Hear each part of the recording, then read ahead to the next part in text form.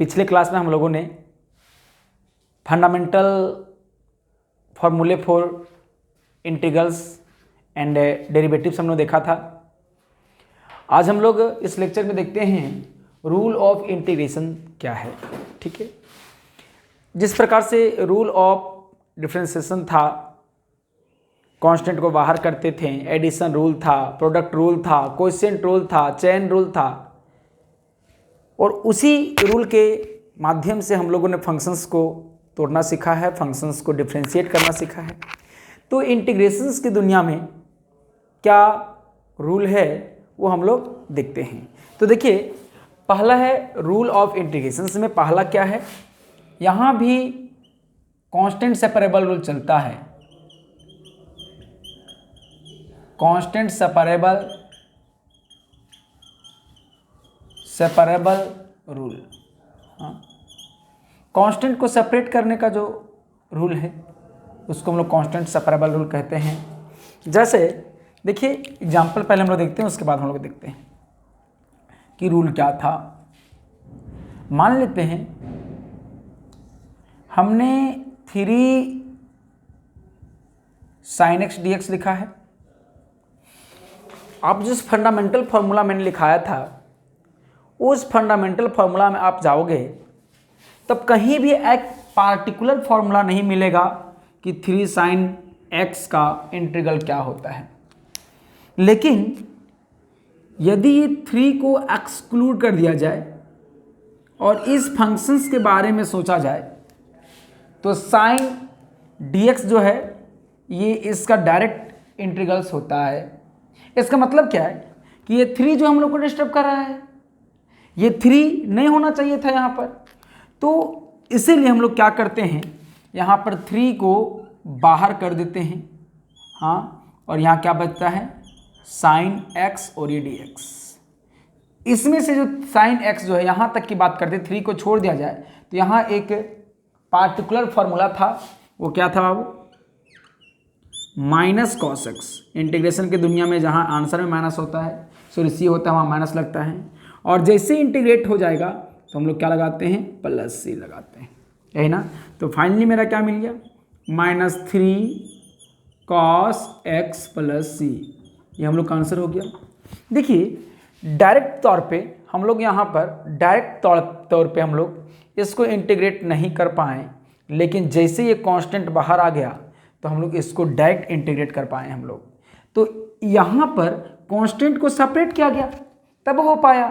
तो ऐसे क्वेश्चंस को बनाने के लिए जब हम लोग कांस्टेंट को बाहर करते हैं तो ये बाहर जो होता है वो कांस्टेंट सेपरेबल रूल से होता है। दैट इज हम लोग कह सकते हैं बाबू कि यदि integrals of k into F x D x हो तो हम लोग क्या करते हैं, k को बाहर कर देते हैं और integrals of F x D x बचता है। तो ये जो फॉर्मूला हो गया, इस फॉर्मूला को हम लोग कहते हैं कांस्टेंट सेपरेबल रूल। दूसरा देखते हैं हम लोग, दूसरा है एडिशन रूल।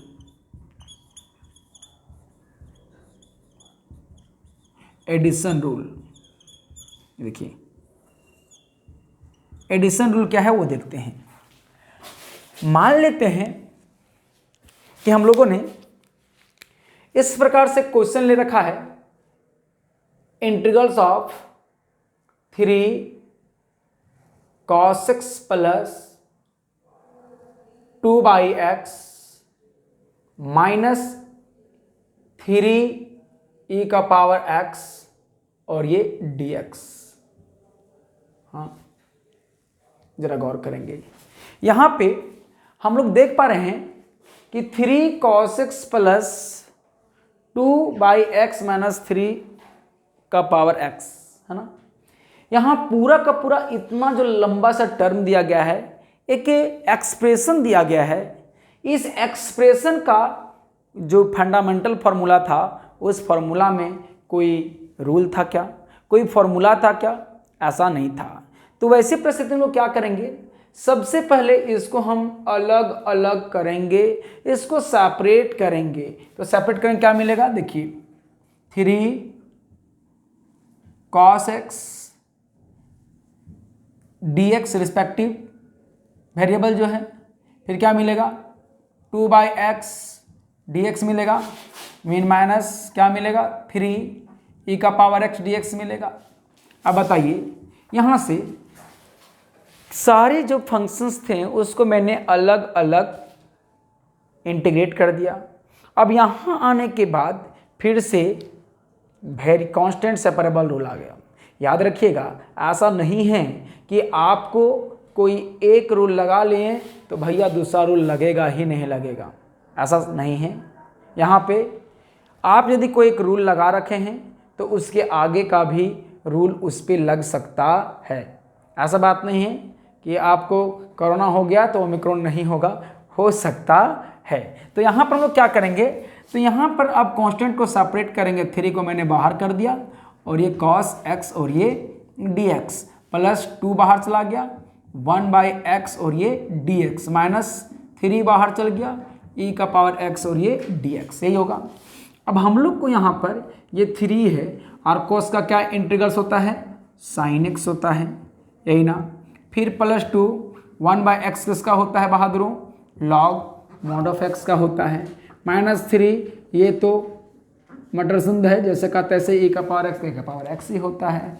और जब साइन ऑफ इंटीग्रल सारा हट गया तो वो होता है c, एक c आर्बिट्रेरी कांस्टेंट हम लोग लगाते हैं। तो इस प्रकार से हम लोगों ने देखा कि जब फंक्शंस को अलग अलग करते हैं तो अलग अलग एडिशन सब्ट्रैक्शन के फॉर्म में हो तो हम लोग उसको अलग अलग करते हैं। और ये अलग अलग करने का जो विधि है, जो रूल है, उसी को हम लोग कहते हैं एडिशन रूल। यहाँ पर हम बोलते हैं एडिशन रूल। दैट इज कि यदि हम लोग को फंक्शन f(x) हो प्लस माइनस gx हो प्लस माइनस rx हो प्लस माइनस px qx कुछ भी हो तो हम लोग क्या करते हैं अलग अलग कर देते हैं। f(x) हो dx प्लस हो तो प्लस, माइनस हो तो माइनस, gx हो और ये dx। तो इस प्रकार से हम लोगों ने 2 रूल देखा, एक कांस्टेंट सेपरेबल रूल और दूसरा एडिशन रूल। ठीक है, इंटीग्रेशन की दुनिया में फंडामेंटल तौर पे यही 2 रूल होता है। बाकी हम लोग मेथड ऑफ इंटीग्रेशन देखते हैं। ये नहीं कि यहाँ पर प्रोडक्ट रूल होता है, ये नहीं कि यहाँ पर कोशिएंट रूल होता है, ये नहीं कि यहाँ पर चेन रूल होता है। अब तो यहाँ पर इंटीग्रेशन और डिफरेंशिएशन की दुनिया अलग अलग है। कोई भी क्वेश्चन हमारा होता था उसको चेन रूल लगाते थे, आराम से बनना प्रारंभ हो जाता था। लेकिन यहाँ पर इंटीग्रेशन में ऐसा कुछ नहीं है। ठीक है, यदि यहाँ पर इंटीग्रेशन में भी आपका चेन रूल होता तो डिफरेंशिएशन के भी जैसा आसान होता। लेकिन चेन रूल नहीं होने के कारण हम लोग थोड़ा तकलीफ में इसको बनाना पड़ता है और इसको सावधानी से बनाना पड़ता है, क्योंकि हमारे पास ना ही चेन रूल है और ना ही प्रोडक्ट रूल है और ना ही हमारे पास कोशिएंट रूल है। हमारे पास फंडामेंटल तौर पे देखा जाए तो 2 ही रूल है, कांस्टेंट सेपरेबल रूल और दूसरा जो है वो एडिशन रूल है। इसको नोट करेंगे, आगे देखते हैं। नेक्स्ट हमें पढ़ना है मेथड्स ऑफ इंटीग्रेशन। इंटीग्रेशन के कितने मेथड हैं, इंटीग्रल फाइंड करने के कितने अलग अलग मेथड हैं। सबसे बड़ी बात ये कि आप ये जान लीजिए कि it is not possible to find the integrals of the any functions but large number of integrations can be integrals can be find by following methods. ठीक है, जो मेथड हम लोग सीखने जा रहे हैं उस मेथड से हम लोग बहुत अलग अलग कैटेगरी का इंटीग्रल्स को फाइंड कर सकते हैं। लेकिन इंटीग्रेशन की दुनिया में ऐसा नहीं है कि आप जो भी क्वेश्चन बोलें बनना प्रारंभ हो जाएगा या तो फिर चेन रूल लगा लीजिएगा। हाँ, खुद बुक्स में भी ये लिखा होता है कि ये संभव नहीं है कि सारे के सारे क्वेश्चंस लाएं और आप इंटीग्रेट करना प्रारंभ कर दें। लेकिन जो मेथड हम लोग अपने सिलेबस में पढ़ते हैं उस सिलेबस में से a large number of varieties of the problems can be integrated bye following methods. अलग अलग प्रकार के अलग अलग किस्म के जो हैं बहुत वैरायटी प्रकार के वैरायटी जो इंटीग्रल्स होंगे, इंटीग्रांड होंगे, उसको जो मैथड हम लोग सीखेंगे उससे क्या जा सकता है। लेकिन याद रखिएगा सारा फंक्शंस का इंटीग्रल्स नहीं हम लोग इस मेथड से फाइंड कर सकते हैं। तो उसमें से पहला आता है भाई, पहला आता है इंटीग्रेशन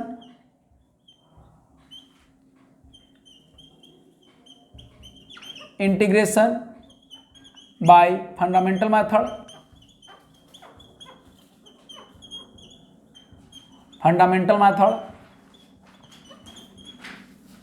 दूसरा इंटीग्रेशन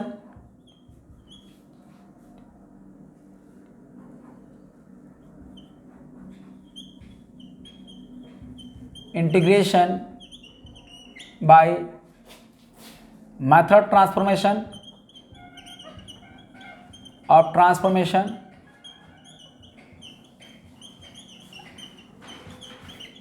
हाँ, तीसरा इंटीग्रेशन बाय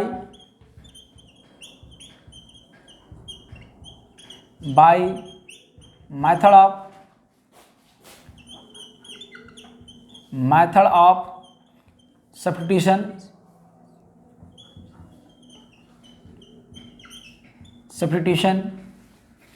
और चौथा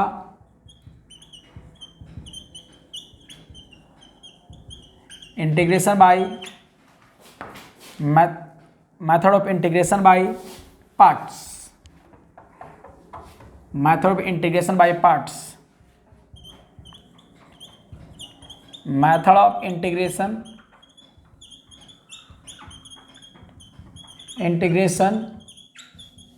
बाय पार्ट्स, है ना। और इसी जो बाय पार्ट्स से ये प्रोडक्ट रूल है,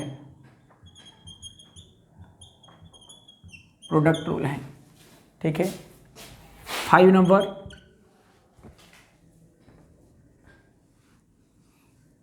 method of integration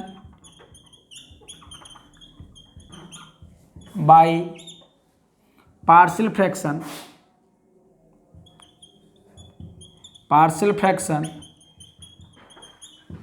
of rational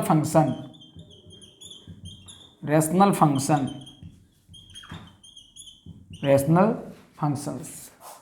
और ये जो 6 नंबर है जिसे हम लोग पहले में पढ़ेंगे, और ये सिर्फ और सिर्फ एनसीईआरटी में दिया गया है, integration by method of inspection, integration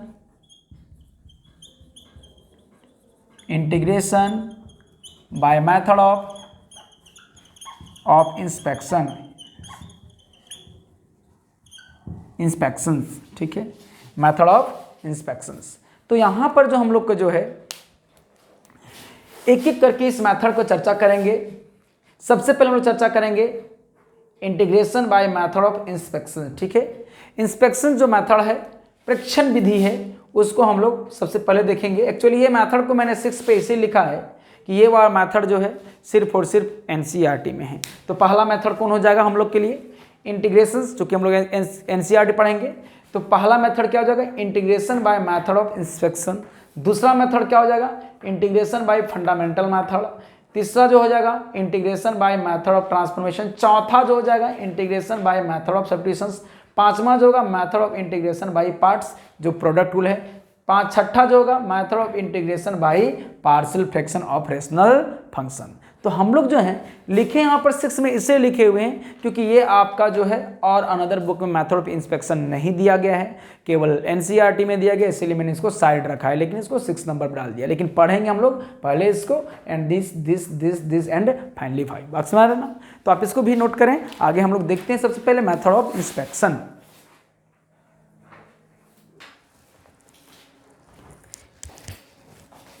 हम लोग एक्सरसाइज 7.1 एनसीईआरटी, इसमें जो है एक नया क्वेश्चन है, फाइंड एन एंटी डेरिवेटिव और इंटीग्रल और पेरिमेटिव, है ना। एंटी डेरिवेटिव भी बोल सकता है क्वेश्चंस पे, इंटीग्रल भी बोल सकता है, परिमेटिव भी बोल सकता है, of the following functions bye method of inspection. Inspection का मतलब होता है बहादुरों प्रेक्षण, है ना, प्रेक्षण, प्रेक्षण, है ना। अब प्रेक्षण का मतलब क्या होता है, एक नॉर्मली हम लोग जानते हैं कि ऑब्जर्वेशन, ऑब्जर्व करके लाना है हम लोग को, ठीक है। इस क्वेश्चन का फंडा क्या है जरा गौर करेंगे, ध्यान देंगे। सबसे पहला हम लोग क्या देखे थे कि यदि कोई फंक्शन f(x) को डिफ्रेंशिएट करते हैं और gx आता है तो इस gx को हम लोग क्या कहते हैं, डेरिवेटिव कहते हैं, डेरिवेटिव ऑफ f(x) कहते थे। और इस f(x) को हम लोग क्या बोलते थे, anti derivative, anti derivative of gx, है ना। इसी को हम लोग कहते हैं, इसी को यहां जो फाइंड करने का, यहां जो फाइंड करने का तरीका है, इसको फाइंड करने का तरीका है, इसी फाइंड करने का तरीका को बोलते हैं method of inspection, method of inspection.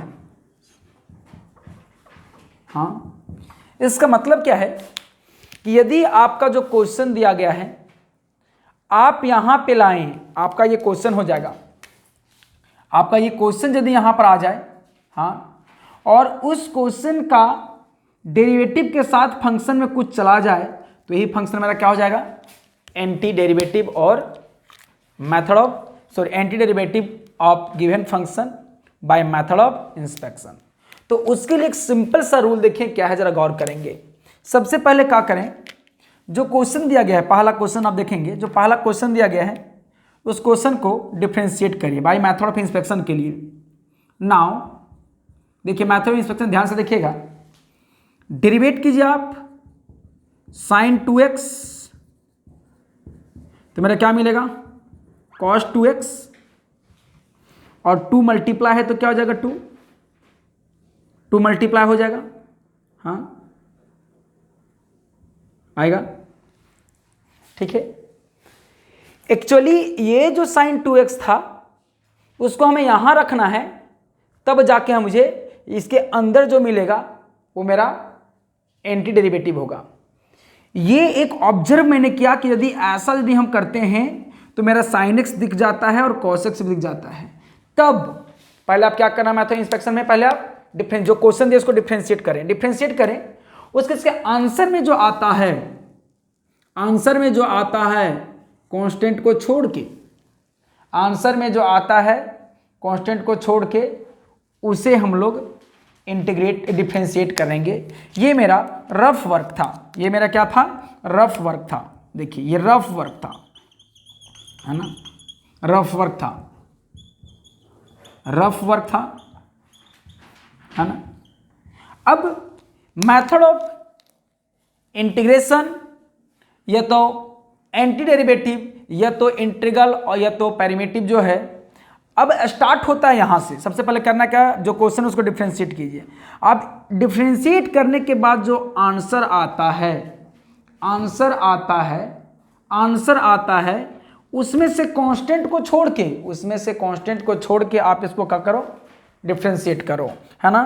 तो मेरा क्या मिलेगा जरा ध्यान। नाउ देखो पहला क्वेश्चन है, पहला है, देखो नाउ क्या करेंगे, derivative of cos 2x by 2 cos 2x by x मिलेगा, cos 2x बाई dx मिलेगा, equal to minus sin 2x ये मिलेगा। अब आप ही बताइए क्वेश्चन में मेरा क्या है, sin 2x है, तो यहां पर जब डिफ्रेंशिएट करने के बाद आप sin 2x को, जो क्वेश्चन में आपको होगा उस क्वेश्चन को छोड़ के बाकी सब को आप इधर ले चलेंगे तो मेरा क्या मिलेगा, जरा गौर करेंगे। देखो नाउ क्या मिलेगा, आगे बढ़ा था हमने, क्या मिला, देखिए डेरिवेटिव ऑफ, ये देखिए 1 बाई माइनस 1 बाई 2, इस चीज को हम उधर ले चलें, और derivative of cos 2x with respect to x equal to क्या मिल गया बहादुरों, sin 2x। क्या मिल गया, sin 2x। अब हम लोग कहेंगे ये जो कांस्टेंट है, हम लोग जानते हैं कि जब यहाँ पर कोई कांस्टेंट होता है तो उसको बाहर कर सकते हैं, बाहर वाले को अंदर कर सकते हैं। तो यहाँ पर अंदर करेंगे, देखिए डेरिवेटिव ऑफ -1 बाई, देखिए -1/2 cos 2x by dx equal to क्या मिल गया, sin 2x। अब आप ही बताइए, जरा गौर करेंगे तो हमने एक ऑब्जर्वेशन पाया कि अरे ये जो sin 2x है, प्रक्षण क्या, ये जो sin 2x है ये हमारा क्या है, डेरिवेटिव ऑफ किसका है, -1/2 cos 2x का है। अब आप ही बताइए कि यहां जो पूरा का पूरा फंक्शन को तो डेरिवेटिव नहीं चाहिए, तो मुझे क्या चाहिए, एंटी डेरिवेटिव चाहिए। तो यहां जो होता है, हमने जब पढ़ा था, जब इंटीग्रल्स का डेफिनेशन पढ़ रहा था, उसमें बताया था कि डेरिवेटिव के लिए जो क्वेश्चन होता है, डेरिवेटिव के लिए जो क्वेश्चन होता है वो हमारा क्या होता है, इंटीग्रल्स होता है, एंटी डेरिवेटिव होता है। तो यहां पर हम लोग कहेंगे बहादुर कि ये मेरा क्या है, एंटी डेरिवेटिव ऑफ क्या मिला, बोलो, sin 2x। फाइनली हम लोग कह सकते हैं, देयरफॉर कह सकते हैं कि -1/2 cos 2x is one of anti derivative of क्या, sin 2x। इसका मतलब क्या है कि जो एक क्वेश्चन है उस क्वेश्चन को इस फॉर्म में लाना है, और आप याद रखिएगा ये आपका क्वेश्चन वाला पार्ट होना चाहिए, ये वाला क्या होना चाहिए, क्वेश्चन वाला पार्ट होना चाहिए। देखिए जैसे मेरा ये क्वेश्चन वाला पार्ट आ गया, तो भैया इसका उल्टा जब मैंने ऑब्जर्व किया कि अच्छा ये तो मेरा एंटी डेरिवेटिव है, तो ये एंटी डेरिवेटिव आया कहां से, कोई फंक्शन होगा, तो कौन फंक्शन, इस फंक्शन को, तो भाई ये जो फंक्शन हमारा है वो कौन सा क्या है, anti derivative of sin 2x। इसी को तुमको ढूंढना था। अब आपके दिमाग में ये चल रहा होगा कि सर c कहाँ है, इंटीग्रेशन में तो हम लोग c लगाते हैं, तो मैंने क्या लिखा है, -1/2 cos 2x is one of anti derivative of the sin 2x। इसमें से कोई एक एंटी डेरिवेटिव है, बात समझ आ रहा है ना, जरूरी नहीं कि हम सी लिखें, सी लिखोगे तो भी वही आएगा, आप यहाँ सी लेके भी चलेंगे तो +c करके चलेंगे तो भी आएगा, लेकिन जब मेथड ऑफ इंस्पेक्शन से बनाएंगे तो सी को नॉर्मली हम लोग नहीं लिखते हैं, क्योंकि हमने जो जनरल इंटीग्रल्स आता है सी के फॉर्म में आता है, उसमें से कोई एक निकाल रहे हैं, तो सी का वैल्यू 1 भी हो सकता है, सी का वैल्यू 0 भी हो सकता है, इसलिए 0 वाले फॉर्म पे हम लोग निकालते हैं। चलिए आगे का क्वेश्चन देखते हैं, इससे और क्लियर हो जाएगा।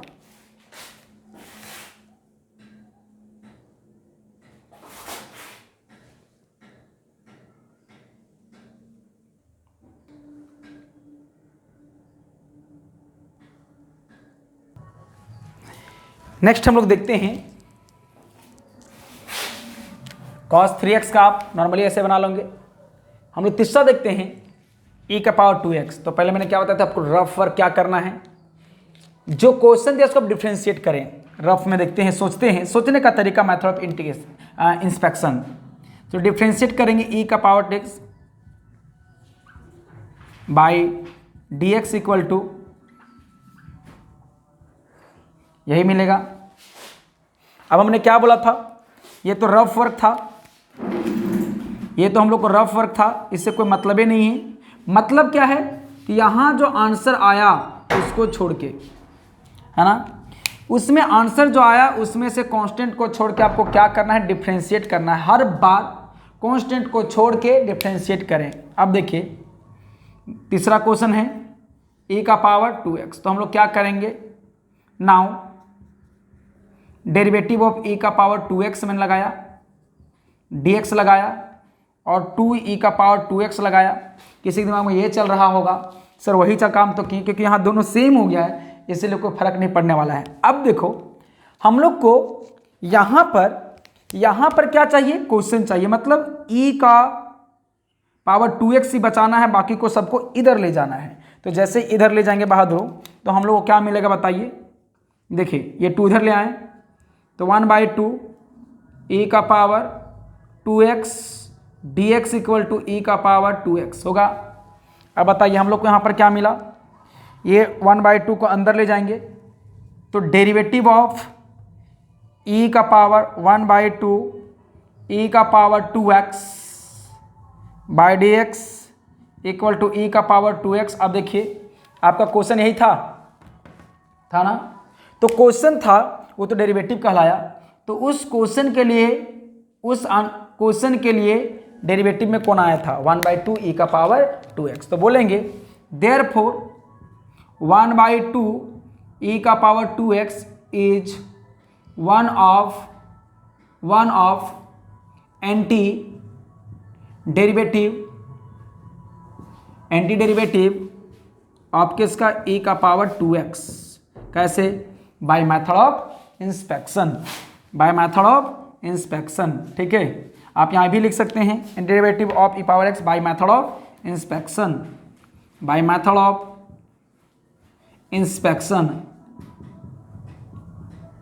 ठीक है, मेथड ऑफ इंस्पेक्शन। आगे हम लोग देखते हैं इस क्वेश्चन के बारे में सोचते हैं। पहले मैंने क्या किया कि पहले आप इसको डिफ्रेंशिएट करें। चौथा नंबर क्वेश्चन है derivative of ax plus B का whole square by D X. Derivative क्या हो जाएगा, 2 मल्टीप्लाई और ax प्लस बी का पावर 2 - 1 1 और x के साथ मल्टीप्लाई क्या है a, तो a हो जाएगा। हमने आपको क्या कहा बहादुरों कि आप जो हैं क्वेश्चन को छोड़िए, आंसर में जाइए और कांस्टेंट को छोड़िए और जो बचता है उसको डिफ्रेंशिएट कीजिए। ये तो मेरा रफ था, यानी इसको डिफ्रेंशिएट करना है ना, ये मेरा क्या था, रफ वर्क था, ये मेरा रफ वर्क था, है ना, रफ वर्क था। तो देखो हमने क्या बोला, यहाँ जो आता है डेरिवेटिव में जो आंसर आता है उसमें कांस्टेंट छोड़ दीजिए। Now by method of inspection में देखो क्या करेंगे, derivative of ax plus B by D X equal to क्या मिलेगा, जरा गौर करेंगे। हम लोग यहाँ पर इसको जब डिफ्रेंशिएट करेंगे तो ax प्लस बी, हम लोग यहाँ पे क्वेश्चन को छोड़ा हम लोगों ने। अब यहाँ पे क्वेश्चन को जब मैंने छोड़ा तो मेरे को क्या मिल गया, 2a मिला। अब इस 2a को छोड़ के हम लोग क्या करते हैं, उसको डिफ्रेंशिएट करते हैं। तब यहाँ पे हम लोग क्या मिलेगा, एक्चुअली हम लोग को क्वेश्चन में क्या लाना है, 2, यहाँ पर क्या आना चाहिए था 2। तो आप ही बताइए कि जब मेथड इंस्पेक्शन में जाएंगे तो हम लोग को यहाँ पर ax प्लस बी का पावर 1 हो जाएगा, होगा, इसी को मुझे छोड़ना है। तब ax प्लस जो b है वो किसको डिफ्रेंशिएट करने पर ये चीज़ आता है। तो ज़रा गौर करेंगे बहादुर, हम लोग सोचिए कि यदि हम derivative of ax plus B का होल क्यूब को डिफ्रेंशिएट करें तो मेरे को क्या मिलेगा, देखो 3 इंटू ax प्लस बी का 2 मिलेगा। अब आप ही बताइए, यहाँ पर 2 मिल गया है और यहाँ x के साथ क्या मल्टीप्लाई है a, तो यहाँ पर क्या हो जाएगा, a मल्टीप्लाई हो जाएगा। अब आप ही बताइए बहादुरों, जरा गौर करेंगे, हम लोग को क्वेश्चन में क्या चाहिए, ax प्लस बी चाहिए, ax प्लस बी चाहिए, इसको छोड़ देते हैं इधर, है ना, इसको ऐसे मत बनाइए, ठीक ना। अब देखिए हम लोग क्या मिलेगा, तो मुझे ax प्लस बी ही चाहिए, तो इस 1/3 को हम इधर ले चलेंगे तो मेरा क्या मिलेगा, देखिए 1/3a derivative of x plus B का क्यूब बाई डी एक्स होगा equal to ax plus B का होल स्क्वायर, यही ना।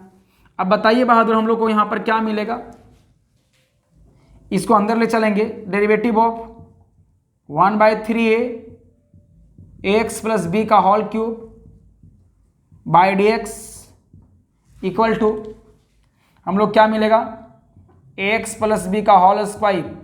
अब देखिए हमारा यही ना क्वेश्चन है, तो हम लोग क्या करेंगे, यहाँ पर बोलेंगे, तो यहाँ जो बच गया ये क्या मिला, anti derivative, therefore 1/3a ax plus B का cube is one of anti derivative